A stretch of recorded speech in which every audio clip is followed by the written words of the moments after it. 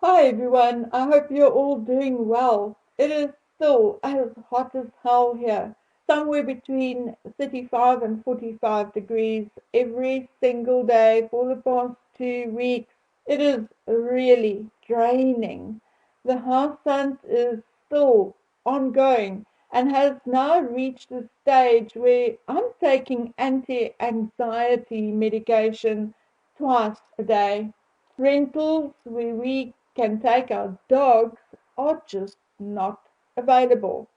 We actually heard of a place called the owner who just happens to live in Australia, just to be told we were a week too late.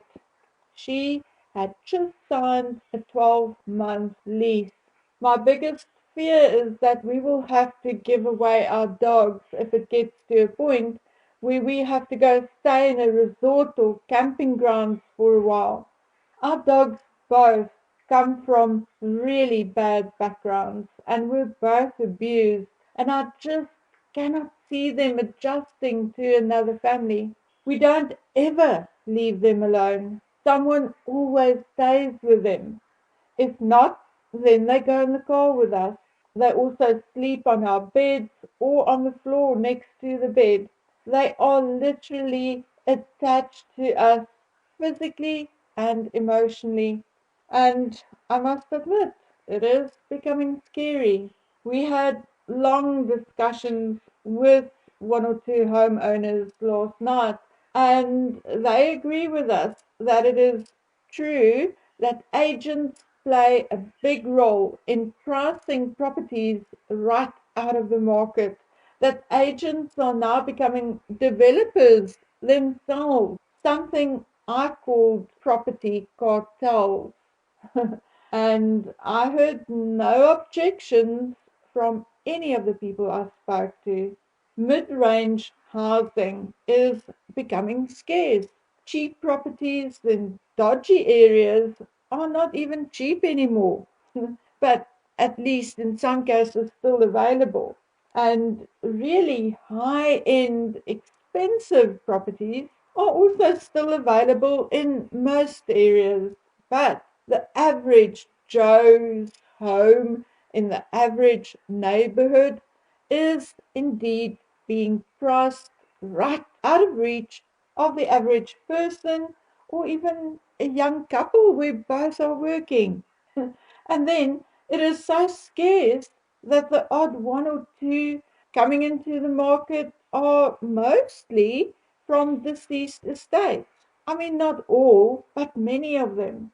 I think it is time government steps in and look into the situation. This artificial inflation of house prices is getting out of hand and is indeed going to cause serious housing problems, which will become the government's problem at the end of the day.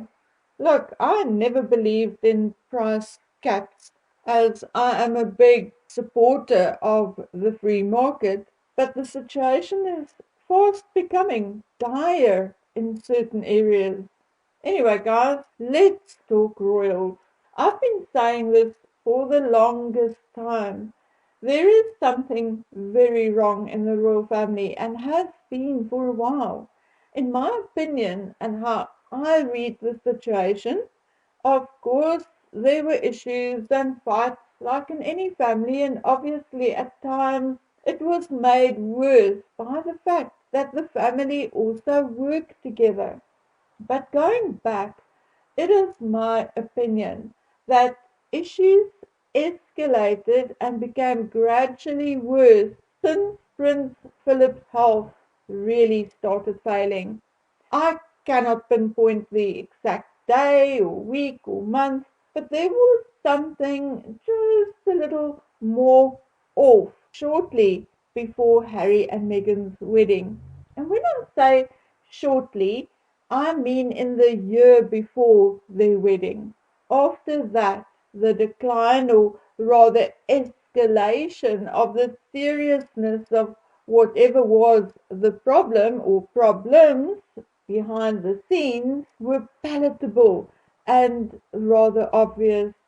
And then becoming more and more obvious as time progressed.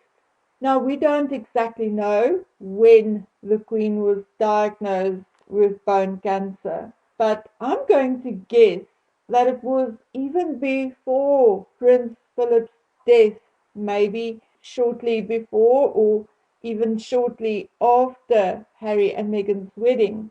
And I think that is when things started to fall apart. I remember talking to a friend, and I think my friend Kathy will support me in this. And I was saying that there is a massive behavior change in the Queen. And I'm talking about even slightly before Prince Philip's death and definitely, very definitely afterwards. It was as if she was no longer so exact, so precise, and so concerned about minding her P's and Q's anymore. Remember her taking a sword off a soldier and attempting to cut a cake with it? Well, there were other incidents, and no, I am definitely not suggesting that the Queen were losing her mind. Not at all. I think she remained sharp right up to the very end. But I do think she knew her days were becoming few, and therefore she cared a little less, likely saying to herself that soon it will be someone else's problem. Well, the point I'm making is that the Queen and her team obviously had a better and tighter grip on matters. That is, until they didn't anymore. And once the Queen said, let it go, the waters will find a way. And then eventually the dam wall broke. Yes, King Charles has a majority approval rating in Britain, but it is marginal. And while on the subject, one has to be very, very careful when analyzing these statistics because there are periods when the public at large is a little more empathetic towards the monarch, like when his mother died. Remember, then his approval rating was higher than usual. And now, with his prostate procedure, obviously there will be empathy and that will count, and his approval rating will also be slightly higher. But don't let statistics taken during these harder or difficult times fool you. The trust in the king and the monarchy under his reign is not close or nearly what it was when the queen was steering the ship.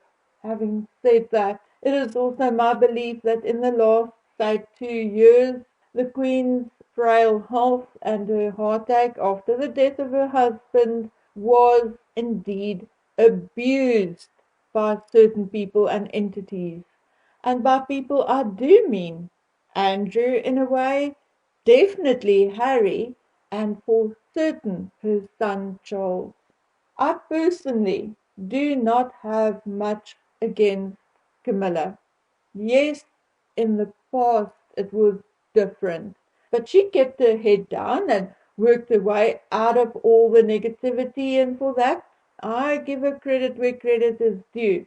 But no one can argue that before and at the time of Charles and Camilla's marriage, the promise or agreement Charles made with the Privy Council and with the people was that Camilla will never take the title of Queen or even Queen Consort. And remember, that was done not just to keep the people happy, but it was done knowing that one day he will become head of the Church of England. And it will be a stretch to introduce the woman who was branded the guilty party by the church in her own divorce as his queen. Although Camilla may have been forgiven by the majority of the people also accepted that there were sacrifices made by the couple, and that made it easier to forgive them. But then Suddenly, out of the blue, the Queen announced that she wanted Camilla to become Queen Consort. And I mean, who wouldn't grant the old dying Queen her wish? And so it was. But regardless of Camilla's exemplary conduct since marrying Charles, I firmly believe that Charles manipulated his mother into making that announcement. Remember, it is well known that it took a long, long time for Camilla to break through the ice. I think that although the Queen eventually accepted Camilla and recognized the work she did, I do not believe that there was ever a truly warm relationship between the two women. Friendly, cordial, yes, but warm, no. We also need to remember the Queen's strong faith and putting it all together. I do not think Queen Elizabeth II would ever have done this had she not been talked into it or convinced by her son. But anyway, my dears, I took a long, very, very long detour today to finally get to the point I wish to make. On the 23rd of February, there will be that hearing on Harry's visa. And I think that if the decision is in the favor of the Heritage Foundation, and they find that there were discrepancies on that visa application, it will turn everything on its head. I think it will be the catalyst that set the ball rolling. The question is, where will it roll to? And where will it come to rest? How many will be knocked down along the way? It does not matter whether you detest Harry and Meghan or love them.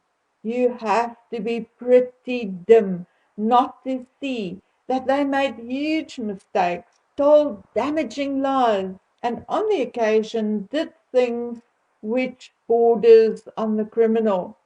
I mean, it just is what it is, and you can still love them if you want to. But the truth is the truth, and facts are facts. Anyway, unfortunately, it has also exposed the now king as the man who is either too weak or too woke or too stubborn, or maybe all three. And whatever the case may be, whether he's too weak, too woke, or too stubborn, it rendered him unable to deal with his son and daughter in law, even at the cost of a crown which had been the cornerstone of a nation for hundreds of years. We as YouTubers often make light of this situation. We joke and we fool around, but the Harry and Meghan debacle is actually rather serious. Not only is it damaging to the king's image and reputation, but also that of the monarchy as an institution.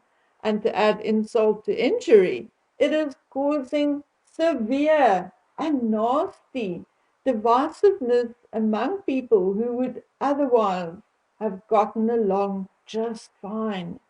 The thing is that the tightrope Harry and Meghan had been walking is being wound tighter and tighter on a daily basis. Rumors of them being broke, of their Montecito home going back into the market, Archwell staff abandoning ship, nothing new on the horizon, at least not for Harry, and persisting rumors of marriage woes. All of it adds up to a situation which, like a time bomb, will go off at some point. And it may just be something like this visa issue, which will be the trigger, the thing which will make it all blow up. And whether we like it or not, it is going to affect the king and his reign, unless, of course, he steps up now. I mean, like his first day back on the job. And I'm saying that meaning that it may be too late already, but let's hope not. Okay, guys, I'm working on something behind the scenes, but I am not getting the responses I was hoping for. So it may take another few days, well, a couple of days longer than anticipated, but in the meantime, you and I will keep talking, okay? So until the next one, please take good care of yourselves. Bye.